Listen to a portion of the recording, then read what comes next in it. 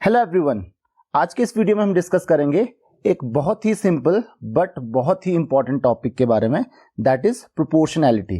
तो सबसे पहले आपको प्रोपोर्शनैलिटी का मीनिंग समझना होगा, क्योंकि आप फिजिक्स में या फिर केमिस्ट्री में, इवन मैथ्स में भी प्रोपोर्शनैलिटी पढ़ते हो, लेकिन प्रोपोर्शनैलिटी का मीनिंग समझ में नहीं आने की वजह से आपको फिजिक्स के बहुत सारे कॉन्सेप्ट्स भी समझ में नहीं आते हैं। तो चलिए डिस्कस करते हैं प्रोपोर्शनैलिटी का मीनिंग क्या होता है। तो आपने एक फॉर्मूला जरूर पढ़ा होगा, that is speed equal to distance by time, या आप कह सकते हो distance equal to speed into time. तो स्पीड, डिस्टेंस और टाइम से ही हम इसे समझते हैं। तो मान लेते हैं हमारे पास एक पॉइंट ए है, ये हमारे पास पॉइंट ए है और यहाँ पे पॉइंट बी है। आप पॉइंट ए से पॉइंट बी की तरफ मूव करना आपने शुरू किया। मान लेते हैं पॉइंट ए और बी के बीच में जो डिस्टेंस है दैट इज 100 किलोमीटर। ये डिस्टेंस है 100 किलोमीटर।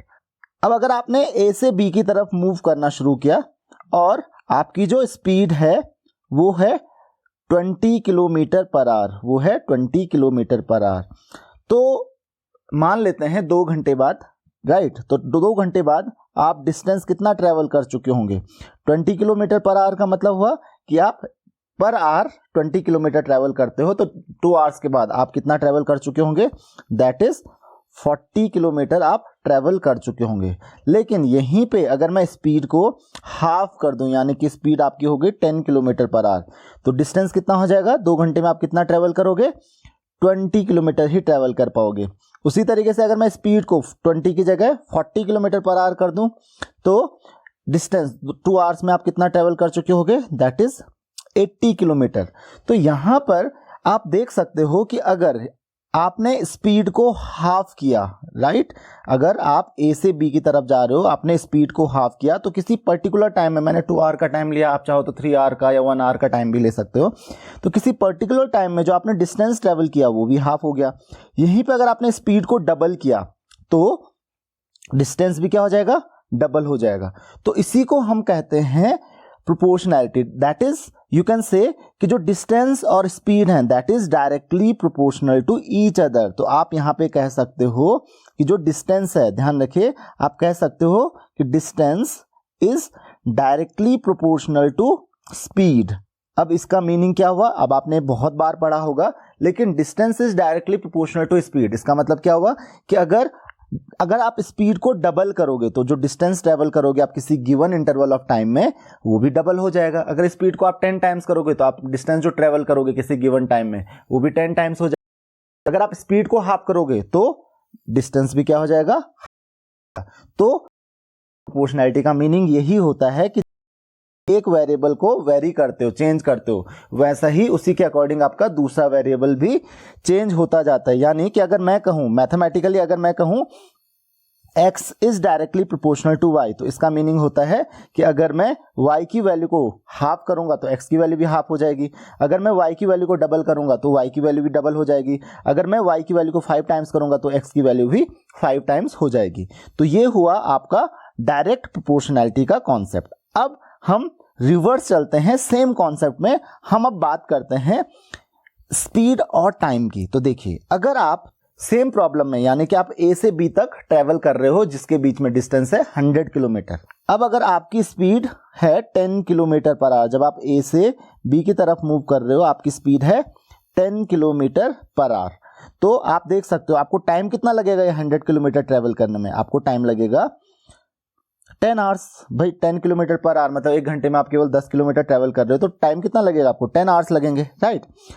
अगर आप स्पीड को डबल कर दो, यानी कि 20 किलोमीटर पर आवर की स्पीड से चलोगे, तो 20 किलोमीटर मतलब हर घंटे में आप 20 किलोमीटर ट्रेवल कर रहे हो, तो टाइम इक्वल टू क्या होता है? Distance by speed. तो 100 बाई 20 वो कितना हो जाएगा? 5 आवर्स।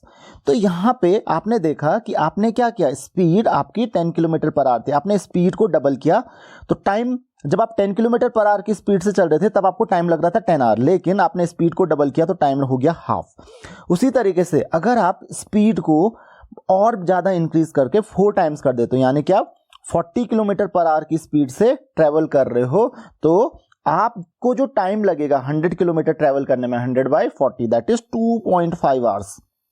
तो अब और भी आपने 4 टाइम्स किया किसको? स्पीड को, तो टाइम कितना हो गया? 1/4 हो गया।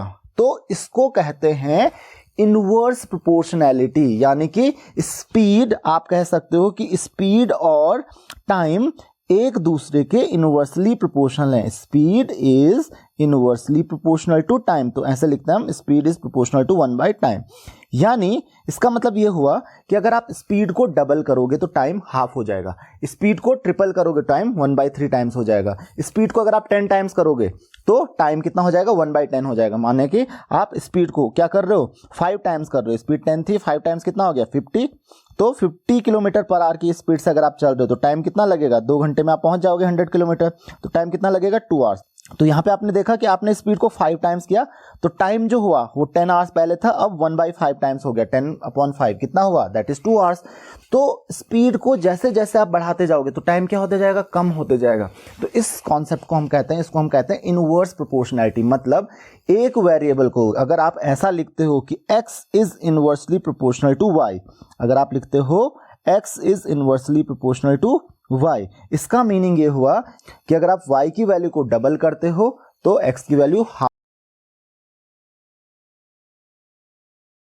अगर आप y की वैल्यू को 10 टाइम्स करोगे तो x की वैल्यू 1/10 हो जाएगी, अगर आप y की वैल्यू को हाफ करोगे तो x की वैल्यू डबल हो जाएगी। यहां पे बिल्कुल उल्टा चलता है कि अगर आप एक की वैल्यू को हाफ करोगे तो दूसरे की वैल्यू डबल हो जाएगी। तो इसीलिए उल्टा होता है, एक डबल हुआ तो दूसरा हाफ हो जाता है, एक हाफ हुआ तो दूसरा डबल हो जाता है। तो आई होप कि आपको ये समझ में आ गया होगा। इसके साथ साथ मैं आपको एक और चीज बताता हूं, स्क्वायर के साथ प्रोपोर्शनैलिटी। जैसे कभी कभी आपके सामने आ जाता है x is directly proportional to y square, यानी कि x y स्क्वायर के प्रोपोर्शनल होता है। तो यानी कि अगर आप y की वैल्यू को डबल करोगे तो x की वैल्यू जो होगी वो उसका स्क्वायर टाइम्स हो जाएगा, यानी डबल किया तो 2 का स्क्वायर कितना हुआ, 4 टाइम्स। यानी कि अगर आप y की वैल्यू को डबल करोगे तो x की वैल्यू कितनी हो जाएगी, 4 टाइम्स हो गई। अगर आप y की वैल्यू को 3 करोगे, 3 टाइम्स करोगे तो इसकी वैल्यू कितनी हो जाएगी, 3 का स्क्वायर, यानी कि 9 टाइम्स हो जाएगी। तो इस तरीके से, क्योंकि स्क्वायर के प्रोपोर्शनल है, तो इसका मतलब क्या हुआ, अगर आप y की वैल्यू को डबल करोगे तो x की वैल्यू 2 का स्क्वायर यानी कि 4 टाइम्स हो जाएगी। अगर आप y की वैल्यू को ट्रिपल करोगे तो x की वैल्यू 3 का स्क्वायर यानी कि 9 टाइम्स हो जाएगी। अगर y की वैल्यू 10 टाइम्स हो गई तो x की वैल्यू 10 का स्क्वायर यानी कि 100 टाइम्स हो जाएगी। तो इसी तरीके से क्यूब के साथ भी प्रोपोर्शनैलिटी होती है। फॉर एग्जांपल कि अगर आप कहते हो कि x is directly proportional to y cube, तो यानी कि आपने y को अगर डबल किया तो x की वैल्यू जो होगी 2 का क्यूब यानी कि 8 टाइम्स हो जाएगी। अगर आप y की वैल्यू को ट्रिपल करोगे तो x की जो वैल्यू होगी 3 का क्यूब यानी कि 27 टाइम्स हो जाएगी। तो आई होप कि आपको ये चीज समझ में आ गई होगी कि इस प्रोपोर्शनैलिटी का एक्चुअल मीनिंग क्या होता है। अगर आपकी कोई भी क्वेरीज हैं तो आप मुझे कमेंट्स, फेसबुक या फिर इंस्टाग्राम कहीं पे भी क्वेश्चंस पूछ सकते हैं। Thank you very much.